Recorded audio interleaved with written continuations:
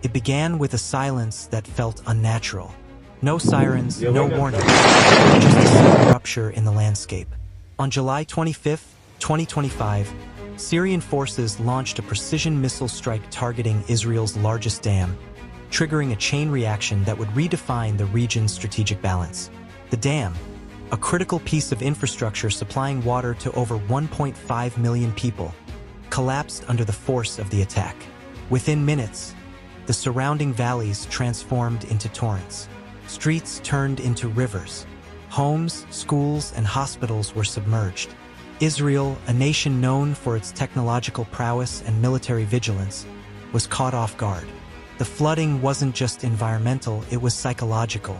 For the first time in decades, Israeli citizens felt vulnerable not from rockets or ground invasions, but from water. The irony was brutal. A country that had mastered desert agriculture and water recycling was now drowning. Emergency services scrambled to evacuate low-lying areas, but the scale of the disaster overwhelmed even the most seasoned responders. The collapse of the dam wasn't just a tactical blow. It was symbolic. Syria had struck at the heart of Israel's infrastructure, exposing a blind spot in its defense doctrine. This wasn't a random act of aggression. Intelligence analysts believe the strike was part of a broader asymmetric warfare strategy. By targeting infrastructure rather than military assets, Syria aimed to destabilize Israel internally. And it worked. The dam's destruction disrupted power grids, contaminated water supplies, and displaced tens of thousands. In a matter of hours, Israel's strategic advantage turned into a logistical nightmare. The question wasn't just how to respond militarily, it was how to recover from a wound that bled into every aspect of civilian life. As floodwaters surged across northern Israel, the scale of devastation became clearer. The dam's collapse released over 120 million cubic meters of water, enough to submerge entire districts. Haifa, Tiberias, and surrounding towns faced immediate evacuation. Within 24 hours, more than 80,000 residents were displaced. The death toll climbed rapidly. 213 confirmed fatalities, with hundreds more missing. Hospitals were overwhelmed, not just by injuries, but by water damage that rendered emergency rooms unusable. The Israeli Defense Forces, IDF, trained for combat, found themselves in rescue operations, pulling civilians from rooftops, navigating submerged highways, and coordinating airlifts in areas where roads had vanished. The psychological impact was profound. For decades, Israel had maintained a doctrine of deterrence, projecting strength to prevent attacks. But this strike exposed a vulnerability that couldn't be countered with Iron Dome or tanks. It was infrastructure warfare, and it hit where Israel least expected. Syrian state media celebrated the operation as a strategic victory, claiming it demonstrated the weakness of Israeli defenses. The international community responded with alarm. The United Nations called for an emergency session. NATO allies condemned the attack, while regional powers like Iran praised Syria's bold resistance. But beneath the geopolitical noise was a humanitarian crisis. Contaminated water supplies led to outbreaks of waterborne diseases. Electricity grids failed, plunging neighborhoods into darkness. Food distribution collapsed. Israel's emergency reserves were activated, but logistics faltered. Roads were impassable. Communication towers were down. The country's resilience was tested not by war in the traditional sense, but by the collapse of systems that sustained daily life. And while military retaliation was inevitable, the immediate priority was survival. The dam's destruction wasn't just a blow to infrastructure. It was a rupture in national confidence. Israel, for the first time in modern history, faced the possibility of internal collapse. The strategic implications of the dam's destruction extended far beyond Israel's borders. Military analysts quickly noted that the attack marked a shift in regional warfare, from conventional battles to infrastructure sabotage. Syria's choice of target wasn't random. The dam had long been considered a soft asset, vital to civilian life but lightly defended compared to military installations. By striking it, Syria demonstrated that modern conflict could bypass traditional defenses entirely. Israel's intelligence community faced harsh scrutiny. How did such a critical structure remain vulnerable? Why weren't there contingency plans for a breach of this scale? In Tel Aviv, the Knesset convened an emergency session. Defense officials admitted that while missile defense systems like Iron Dome were optimized for short-range threats, they weren't calibrated to intercept high-altitude, long-range ballistic strikes aimed at infrastructure. The oversight was costly. The flooding disrupted not only water supply but also agricultural zones that fed millions. Crops were destroyed, livestock drowned. The economic toll was staggering. Early estimates placed damages at over $18 billion. Insurance companies declared force majeure. Banks froze lending in affected regions. The ripple effect hit every sector. Meanwhile, Syria's leadership doubled down. In televised statements, President Bashar al-Assad claimed the strike was retaliation for years of Israeli air raids on Syrian territory.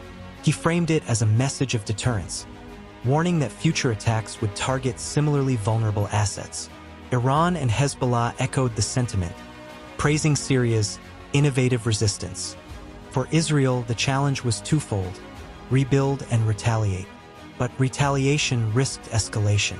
Any military response could trigger a broader regional conflict, drawing in Lebanon, Iran, and possibly Russia.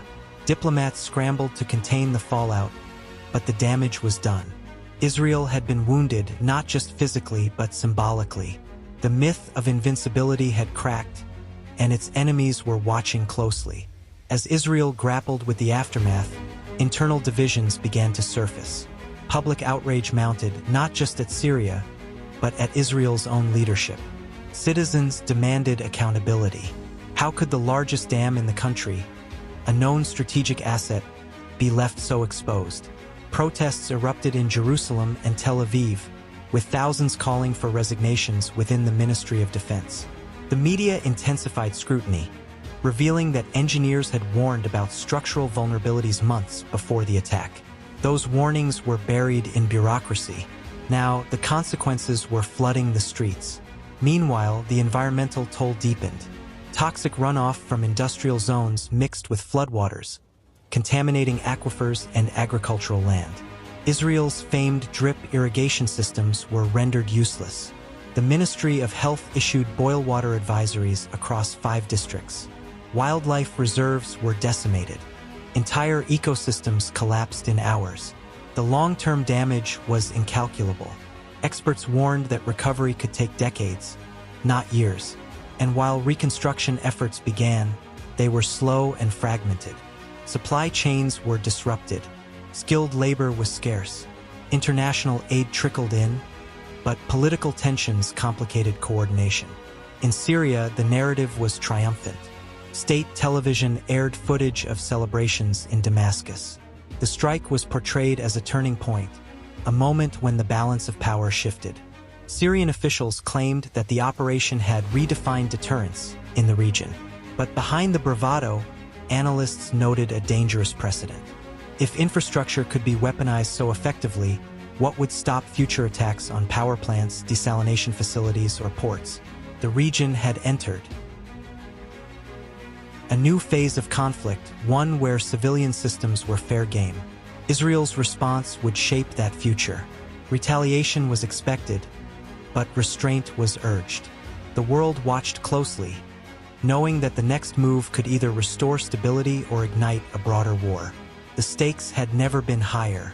In the days following the attack, Israel's leadership faced a critical decision: retaliate with force or recalibrate its strategy. Prime Minister Yair Lapid addressed the nation, acknowledging the scale of the disaster and pledging a full investigation into the security failures. But behind closed doors, military planners were already drafting response scenarios. Airstrikes on Syrian military installations were considered, but concerns over escalation loomed large. The United States urged restraint, while Russia warned against any action that could destabilize the region further. Diplomacy became a battlefield of its own. Meanwhile, humanitarian efforts intensified. International NGOs arrived with water purification systems, mobile clinics, and emergency shelters. The Israeli public, despite its anger, mobilized in solidarity. Volunteers distributed food, cleared debris, and supported displaced families. The resilience of civil society became a counter-narrative to the chaos. Yet the scars remained. Over 300 lives lost, tens of thousands homeless, billions in damages, and a psychological wound that would take years to heal. Strategically, Israel began rethinking its defense doctrine.